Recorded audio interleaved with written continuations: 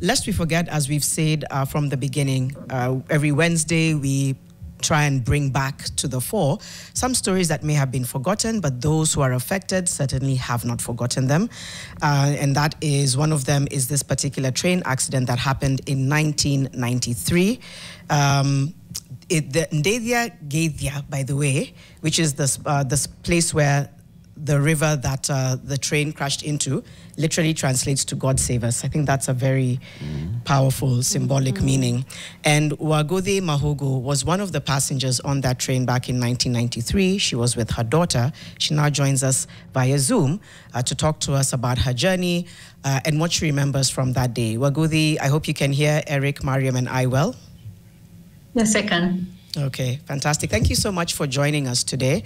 And yeah, we're commemorating this today on Fixing the Nation, and wanted to start by you just, first of all, telling us a little bit about who you are and then taking us back to that day in 1993.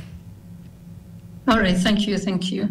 So my name is Wodi Mahog, and I'm a mother of two. I'm also the founder and head coach of Life Campus Kenya, which is a personal development coaching company. 1993 is a day that I will forever remember. So it was a usual trip from Mombasa to Nairobi. And when we got to just after Mtito, we had already slept. It was 2 a.m. I remember hearing something scraping like metal on metal. And immediately I knew the train had derailed. But of course, my thought was it had derailed and was now then going to lie on one of the tunnels. And immediately when I had that thought, the first thing that happened is there was water that filled the coach. I and my daughter were in first class, so we're just the two of us. And immediately the water rushed in. I stood on my bed to try and hold her because she started crying. And immediately my bunk broke. So now I'm supporting myself with her bunk, and I was trying to push her because we were almost coming. It's like we're going to fall backwards. And at the same time, and then the water was so high, it was now just below my nose. So I'm supporting myself on the bank, and then immediately I felt some cold air, and I knew the window had opened. So I'm now trying to push her back, and we're trying to move to the edge to where, there's this wind. It's 2 a.m., so you can't even see anything. And once we got to the edge, we kept quiet and listened. And we had some people speaking. So I remember shouting and saying, "Help, help." And then the first person said, "Do you help yourself?" And of course, I know they must have also have been in shock. And then we continued, and after a few more minutes, of course, I have no idea whether it was 10 or 30 minutes, I heard some other people talking. And then I started shouting, and then they asked me who I am. I told them who I am. They said, "Are you alone?" I said, "No, I'm with my baby girl." So they asked me to pass on the girl through the window. No, you can imagine as a mother. So anyway, I passed on the window, they pulled her up, and then they pulled me up. So what had happened is, let me say that there were two groups of survivors. There are those who were left when the train cut, and then there are those who plunged. Now, of the ones that plunged, of 155, we survived just 15 of us. And mainly the ones in our coach. I think one other person died.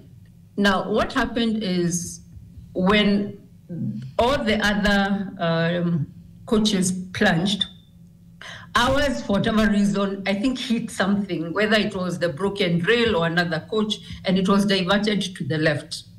And then it was carried for about 5 kilometers. So you can imagine the amount of water that can carry a coach for those kilometers. And then we went and got lodged between a tree and a rock. And it was just slightly smaller, so it was lodged and was, completely lodged. So as we sat on top of the coach, it was raining heavily. And I remember at one point, my daughter would keep quiet, and I would just wake her up checking whether she was still alive. So one of the two gentlemen, it was an Asian man and his uncle, went back and got some wet blankets, which really helped because then we covered her. And then would alternate. I would hold her, they would hold her. And we sat there. At that point, we were looking, and I remember asking them, it looks like there is a town up the hill. And then I was asking, but how come this town has systematic lights? So what we, of course, got to know is that was a train that did not plunge in. So we sat there, animals staring at us. This was Mtito and Andei. And then a gentleman called Major Masharia, who I really wish I could get in touch with. He was an army man. So he came in and started speaking to us and telling us not to panic. Then he tied some sheets and tied on the tree. Because to him, if of course we got dislodged, whoever could save themselves would have been able to use the sheet. Fortunately, much as the coach kept moving, it wasn't dislodged. And at 5 a.m., he asked all of us to start climbing down. So he tied all the ladders and we went, I think 2 or 3 ladders because we were quite up. And then we got to the bottom and then a group of us, I think we were 5, he started now leading us away from the scene. He knew that if we had gotten there, if we were there in the morning and seen what had happened, the bodies would probably also not have been able to move. So got to Mtito. Now we were walking on the rail. Walked to Mtito. I think I was the first to leave because a church elder was passing by and then he saw me. Of course, this time, we have mud, we have wet clothes. So he drove, so we entered his car. He was taking his daughter to school. So they took us to Nairobi. I went to my sister's and then my sister took me to Nairobi Hospital. So I was the first person and everybody, all the doctors came, everyone wanted to know what had happened. So we were checked. And at that point, of course, there was no injury. So went back and I've continued. Wow. Wow. That's a tough one. First of all, you look back and you're like, the fact that you survived and all the others died, that's already grace by itself.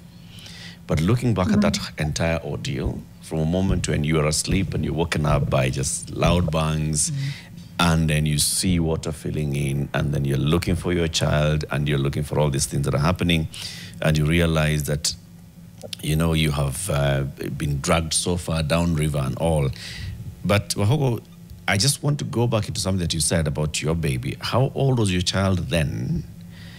And throughout these moments, how was she behaving? So remember in the dark, it's completely dark. So she was crying and she was uncomfortable. So just telling her, it's okay, mommy is with you. So I'm just holding her and pushing her towards the edge so that we don't fall back.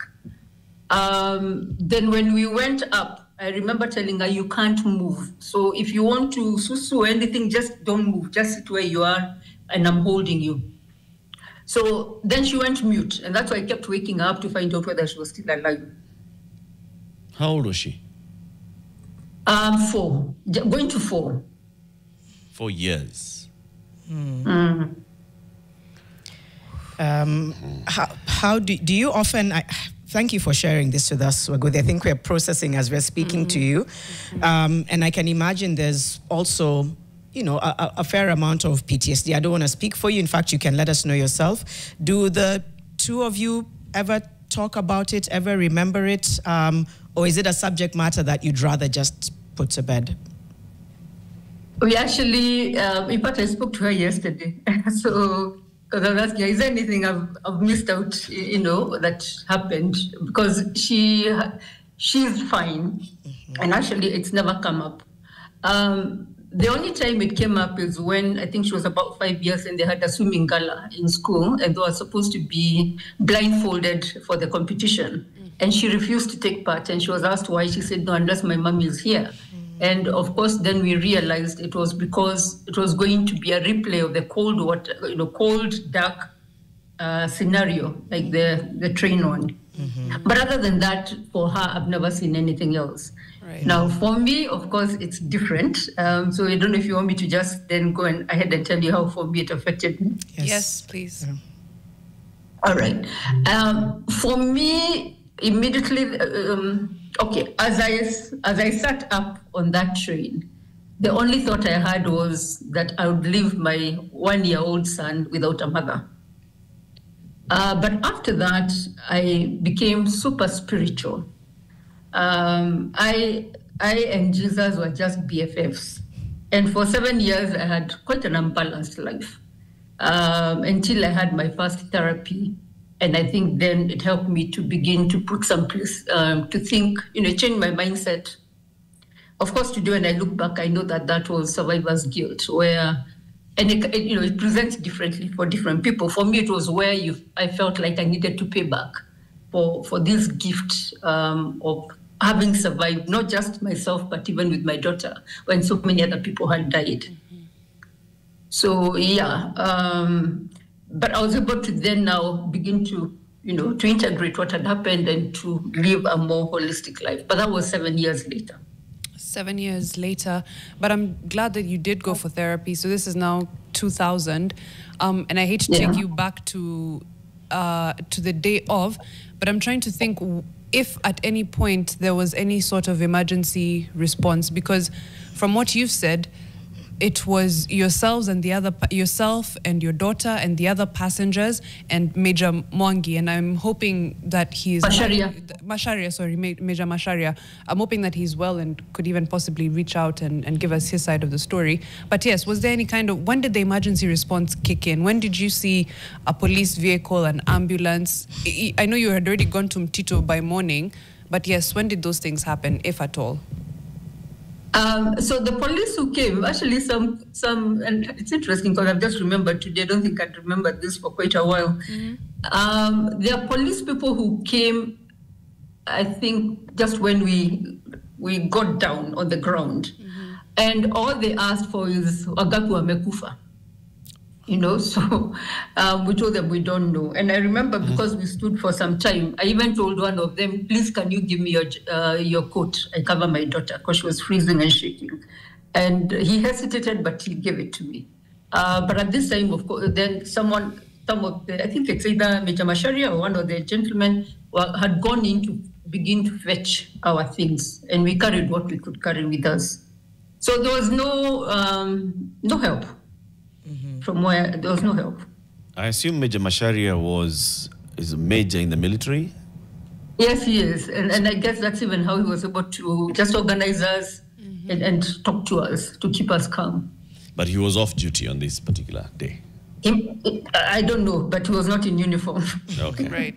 So if you just recollect back and see the first responders, the police officers who arrived there, and the kind of confusion that they have, I'm sure also there were members of the public who also arrived at the scene. What kind of support were they offering? Just the other public who would arrive there from the neighborhood of Mtito and Andei, who would come there? Okay, so what happened is we had come down, I think, at before 5. And so other than the cops, there were no locals. Mm-hmm. However, as we started walking on the rail, we met, because there was a railway vehicle, I think a pickup that had a cover.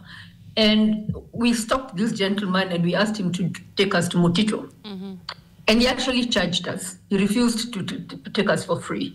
And some of us had no money. So we now started changaring who has what. And we gave him some money so that he could take us to Mtito. But otherwise, the villagers had not come. Remember, it had rained very heavily. So they probably also took time before the information went round. Mm-hmm. But the one person who could have helped us, we had to pay them to help us.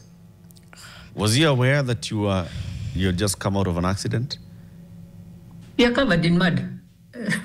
Clearly, I mean. And wet clothes. Yeah, and we told him, but it didn't land.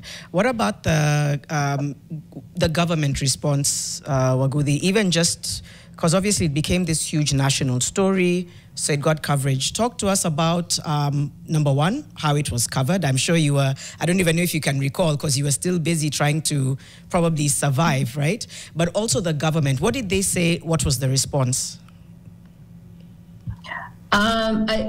Now, I remember there was a huge article on the Standard. So and I gave my story.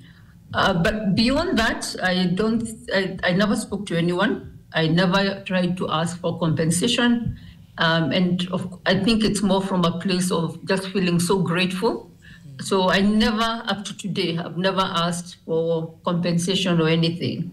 But I do know that I think one of either a journalist or a newspaper or a TV, someone did reach out to the MD of Kenya Railways at that point and asked him. And what he said is that it was an act of God. That's the last I remember of that particular issue. Otherwise, we've never had any, there's been no communication.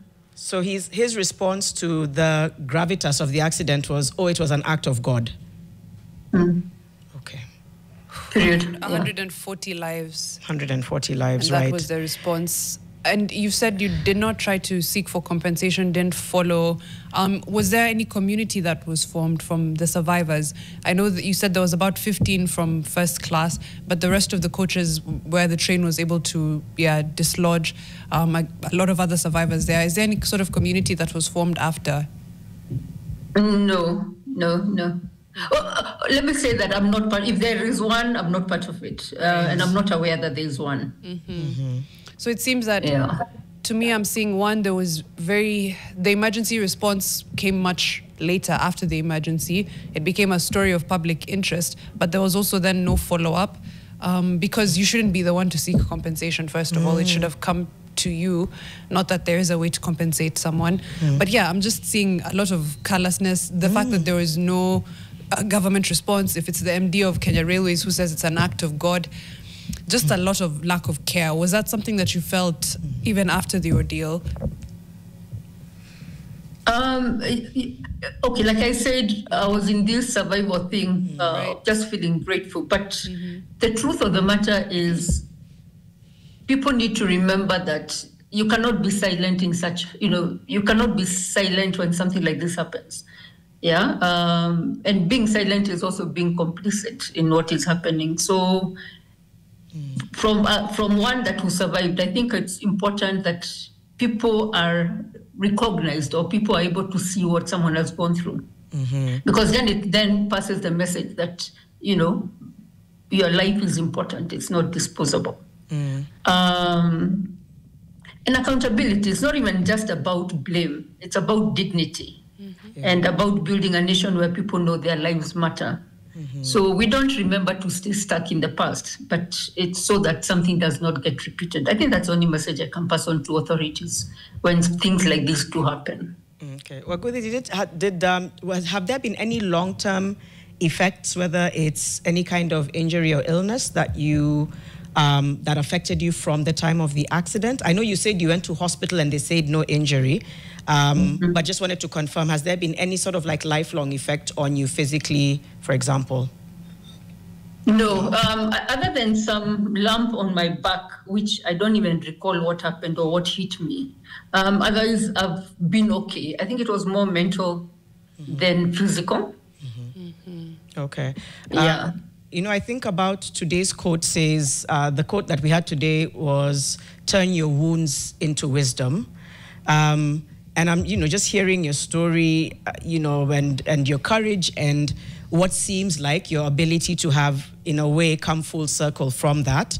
How were you able to find your way to where you are today? You talked about therapy, but how have you turned those wounds into the wisdom that you're sharing with us today? Okay. For me, the reason why even today it's something I'm grateful for, it's because who I am today is as a result directly of that accident. Because then I was in my 20s and I started asking very early, why was I saved? Why did I survive? Why? And not just me, with my daughter, And so those questions, I didn't get an answer immediately. In fact, I got this answer 20 plus years later. And that has led to who I am. And who am I today? I am somebody, my purpose in life today is to offer a safe space for people to grow and learn empowering them to be the highest, truest versions of themselves so that they too can impact their world. This, where I am today, would not have been if I'd not begun asking those questions when I did. So yeah, and one of the main things that we do today, even in, as a coach, as one running a company that coaches, is we help people to find out what their purpose is. Yeah, because it's said that there are only two important dates in somebody's life: the day they are born and the day they discover why. So for my why was seeded in that accident. Many people have said what you're saying now, Waguthi, when they have gone through something major and traumatic as this. You'll hear somebody who says after an accident, whether road, rail, air, they then start thinking differently about their life. After they've had a debilitating disease and they're battling it and they come out of it, they also now start talking about, I have discovered my purpose. There are many who survived this accident. 600 people are on board that train. 140 died. Many of you survived it, right? And many others have survived other accidents, whether it's on road or on the rail again. We'll talk about some of the others that happened on the railway. And they also sometimes find it difficult to pick themselves up. If you're to speak to somebody like that, if they came to a group, to a room, and you were to speak to them, and how would your opening statement go like?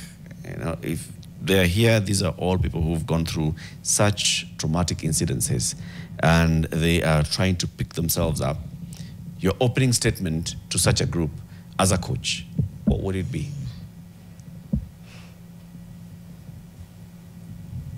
A group of people.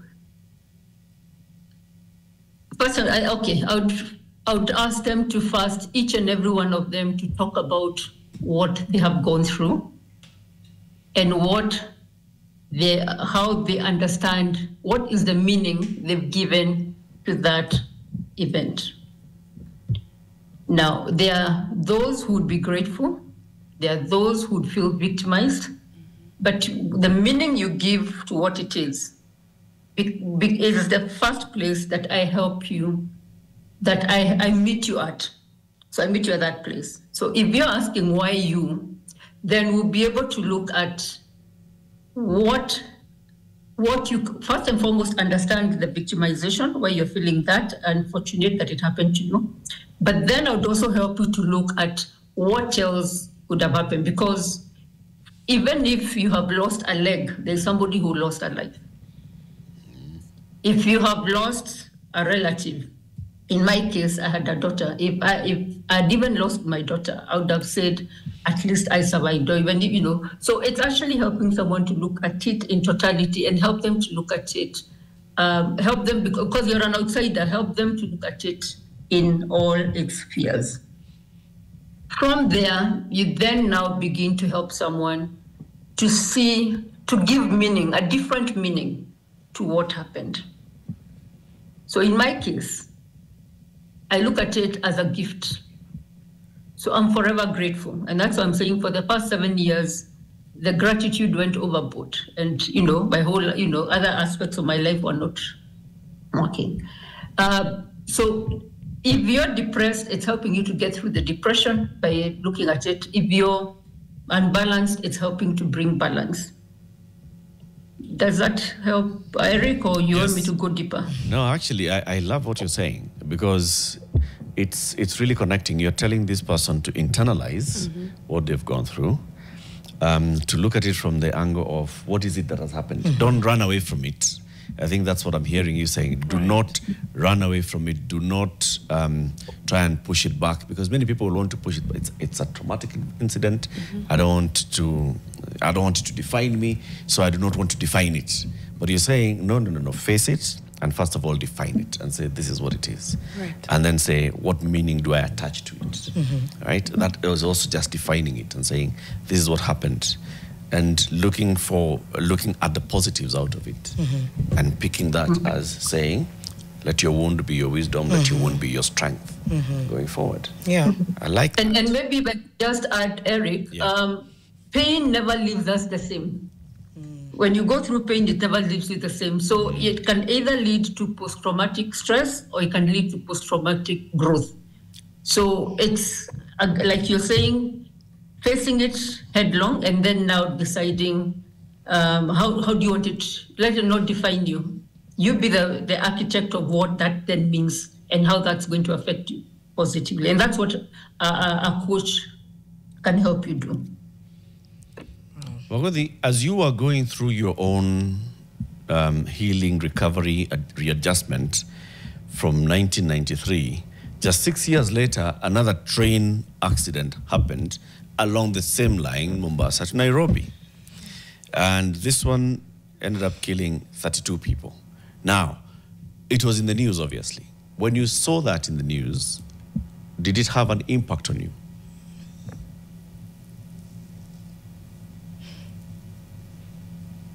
I'm actually trying to remember because a few other things did happen around that time, including, I think 6 years later, I lost both my brothers. So I don't remember giving it too much. I don't remember giving it too much attention and time. Yeah, time. Yeah. But of course, it makes you feel sad that something can happen. Nothing was done. Yeah.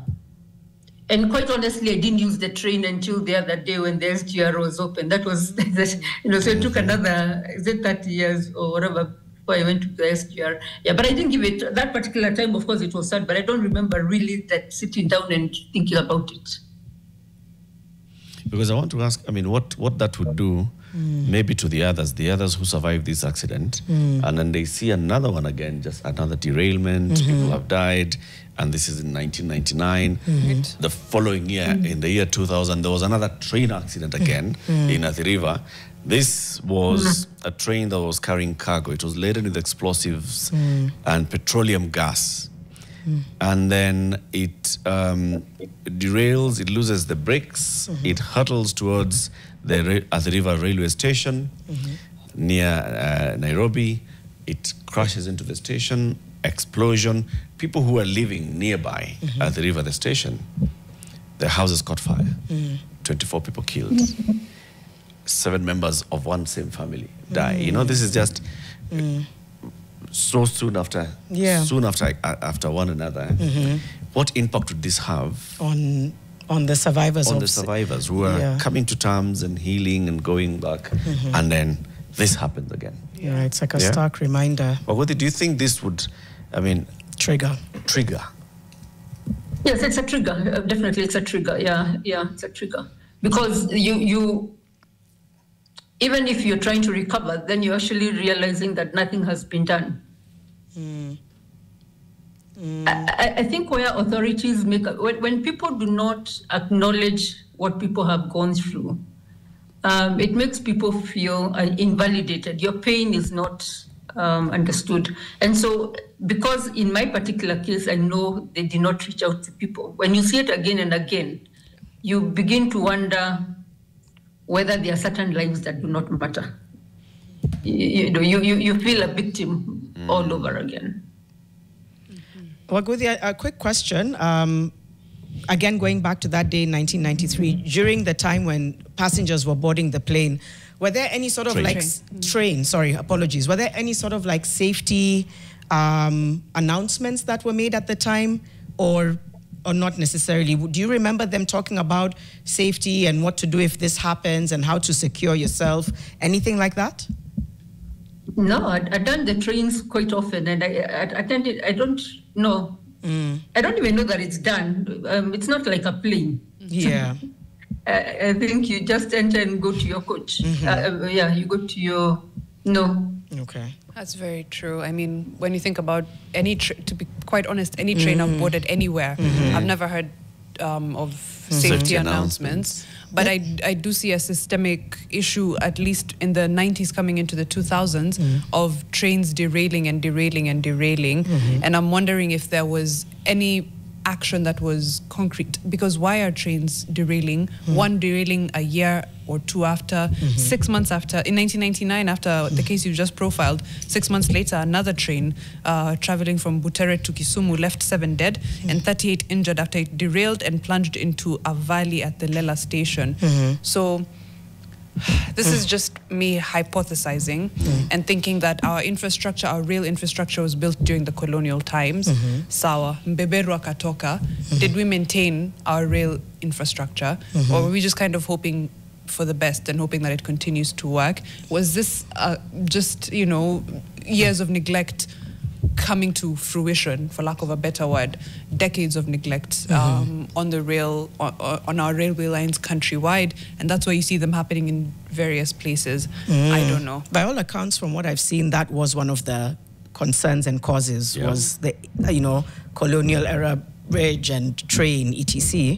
And there's wear and tear. It's the same thing that when we discussed a week ago, the ferry, it's wear and tear, and the fact that you have, you know, vehicles that are not supposed to be on a rail if they haven't been serviced, if they haven't been looked at. So I know by all accounts that's what emerged for this particular one, and I think then it's cause and effect.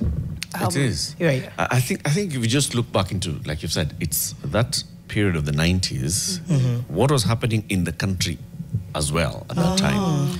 Economically, not doing so well, systems have just broken up. We are in an era where we are now getting into this IMF mandated structural adjustment program, and not much investment going into very many things. And one train is carrying hundreds of people. So it's mass transportation.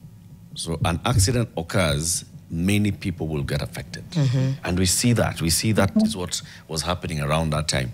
And probably you can also say, I do not know, I don't have it for certain, but in the 2000s, you haven't seen much of railway transport until SGR came in. Absolutely. That's true. So that could also have been, you know, the years of neglect of Kenya Railways and people even just avoiding the train. Because it's not safe. Right. I'm conscious that we still have Waguthi, and I don't know if we have, if we can allow her to take the rest of the day. But just really appreciating you, Waguthi, for sharing your story, for being an inspiration. I'm sure you've heard that very many times, but in many ways, you know, your strength pours out of you, and we're glad that you're here with us, with your daughter. We're really sorry for everything that you had to go through, but thank you for being here today to just share your story with us. Right. Thank you. Thank you for inviting me. Thank you so much, Waguthi. Thank Thank you. All right, So bye. hoping- Bye-bye. If you are Major Macharia or you know Major Macharia, I think it would also be very nice to speak to him and also to put him in contact with Waguthi. He probably saved a lot of lives that day, and it would be good to just appreciate him. And other people maybe who are in this particular incident in 1993, people who are passengers, people who are working on the train on the day, people who are as well, other respondents. There were people who were driving ambulances who came here. There are other people who came in as just rescue. We'd like to hear as well their accounts, and anyone who's been involved in, you know, rescue or been in any of these other accidents that we're talking about today. We're just talking about the train accidents that have happened in this country. Yeah, and just saying, lest we forget, this actually has happened before. And the reason why we're bringing it back is to ask ourselves, do we have systems in place that would avoid a recurrence of such an accident today? Yeah. Do we? That's a great question. Right. Do we have? Do we have that? I know we're about to sample some feedback. And the thing that I was reflecting on when Waguthi was talking is how often we used that train. Coming from Mombasa to Nairobi, that was the mode of transport. Yep. It was accessible, it was affordable. So using it several times, it's very jarring when a sort of like a transport system that you've been using for such a long time suddenly ends up breaking down in that way. And I think to your point, Eric, that's why a lot of people decided in the 2000s it's just stopped being as popular because the derailments just kept happening. Right. And also very many people, as you're looking for comments to sample, many people actually who are in this country today are not aware of, at one point, the railway being such a major mode of transport, and are not aware that such accidents happened. There are many people who are like, okay, so there was an accident. Yeah, in 1993, I wasn't born. What happened? So many people died. I hate to be a statistic, but before we started discussing this story, I didn't know about You hadn't this heard of Mtito. it, right? No. Had you heard about the 1999 one? No. Had you heard about the 2000 one? No. You've heard about the Mtito one? Mtindwa. Yes. Yes, yeah, that one at least. The I have. Mtito one at Yes, least, you know. yes. So it's proximity to when you were alive and how you heard it, but also the importance of looking back into these incidents that happened 30 years ago is because we still have a government, we still have a Kenya Railways, we still have a railway system. It's the positives and the negatives. The negative of it is the accident, the 1, 2, 3, 4 accidents, and the impact that they had on very many people. The positive of it is just imagine this one train was transporting 600 people. How many buses are off the road? Just one by train. one train, 600 people. Yep. Now, if we made our public transport work in such a way, you have rail that works, you have air that works, you have all this that work, then you have an efficiency that is working. Do we think this way, or do we still think, let's go into the smaller the vehicles, the better? The wider the road, the better. You know, even when we do seem to be moving in that direction, it's not in the correct way. For example, the SGR, a lot of people were for, some were against. It's fine. It's here now, right? What are we using it for? Is it easily accessible? Is it affordable? They've hiked rates for the SGR over the last year or so, seen a decrease in number of passengers. That means more people on the road, because I guarantee you, if the 200 bob hike on the SGR is too much for you, your next option is not flight, right? You're going by road. Already we know the state of our roads and our highways, and we've done lest we forget on accidents, and hopefully we don't have to do it again, but unless something serious happens, a serious intervention, we'll find ourselves in the same place. So I don't think we're thinking like that. The SGR also was seems to have been meant for cargo in large part as well, and then that cargo is almost forced on people, even who have other cheaper alternatives, and it's like, no, you have to use the SGR, you have to use the SGR. But I will give credit where it's due. There's been a resumption of passenger service on several railway lines across the country over the last maybe decade. Even simple ones that, you know, you can now take your train towards Eastlands. I think there had been a stoppage or just a reduction in the services. In the services, okay. Yeah. But now it's, you can take your train home very easily. That linkage has happened. You can go to Suswa, day trip, come back. That has, you know, become more normal and commonplace. So those are good things. Those are good things, yeah. They just have to become the norm. Yes. Not the happy accidents that we keep talking about, but it just needs to become norm. And I think we do move more with an attitude of, may God grant us, which is very important, but also you can grant yourself the common sense to make sure that it is normalized. But we do wing it a lot. We start conversations, we stop. Yeah, we stop. No, I was just going to say, I thought you were saying quite metaphorically that I'm starting and stopping.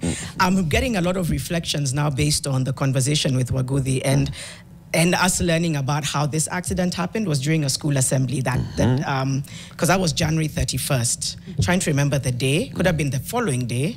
I was young. I was not even 10, I think. But we were called to assembly. It was very somber, but we had lost 2 teachers from the school. Yeah. So I think it's something that just will not leave. And that's why it came to mind. I'm like, that day is forever ingrained, I think, because of a lot of the passengers who were using it from Mombasa, who we knew. Yeah. And so, yeah, it was a very somber assembly. I was in Loreto Convent Primary, so I remember the nuns all assembling. That rarely happened, and barely able to keep themselves together. And the nun who passed away was, if not the deputy, the headmistress. So it was a big deal, and there was just a lot of, so we followed it through. So these things, you know, they stay with you and they affect people. You know, that you think time, about those families. At that point in January, that's when so results were coming out, and people are preparing to go into secondary school and all. So there's a lot of transport that's taking place, and obviously it means that there are many people. It's just a couple of days, and children would have been on board these trains, reporting to school, to go to Form 1. It would have been something that's huge, humongous. I think I remember it from the news. 93, I was in Form 3. I remember it from the news and just the tragedy of it and everything. You're just talking about the number, and the number was 140. That's a lot of people. Too many. The 99 and the 2000, I was in the newsroom, but those were also just the 2000, the fire explosion. There were videos and photos of just the firebomb and the houses that have just been demolished in this fire, and the pain that you can see of when you talk about one family of 7 and they've all gone, all burnt, they were asleep, train comes, train explodes, fire catches them at home, they die. It's horrendous. It's horrendous, and we need to keep their memory alive. And again, it's an honor to have somebody like Waguthi, because to your point, it's about honoring the lives lost. It's about standing with those who lived, but it's also about holding the system to account. That's why we do lest we forget. It's to make sure that how much have we improved since then? What gaps still remain? Why do they still remain? And how can we push for reform in a way that's sustainable, not in a way that's reactive, because there's been several accidents. I don't know if I can't speak to specific changes that have been made, but I did try to see what has changed over the years. That the 90s were clearly, a terrible year for train transport. The 2000s, however, not as bad. A lot of the incidents that happened were accidents that were caused especially by passenger vehicles now colliding with trains, which then is it's a safety issue. It's a driver it's so many controls issue as well. It's controls issue as well. I agree. But I was trying to look through, and the incidents are just more about especially cars colliding with trains. In 2005, a Matatu was struck by a passenger train, resulting in 6 deaths and 23 injuries. Kibera derailment in 2009. A cargo train derailed in the Kibera slum, killing at least 2 people and injuring several others. It crashed into shanties along the railway line and of course caused the loss of injury. At least 2 people were killed and several were injured. There was another incident of a collision where a train collided with another train, but no one was injured. A train collided with a private car at a crossing. That is in 2022. I do remember this incident. And another incident where a train derailed along the Nakuru-Kisumu railway line due to heavy siltation at the road rail intersection. So still seeing a lot of derailments.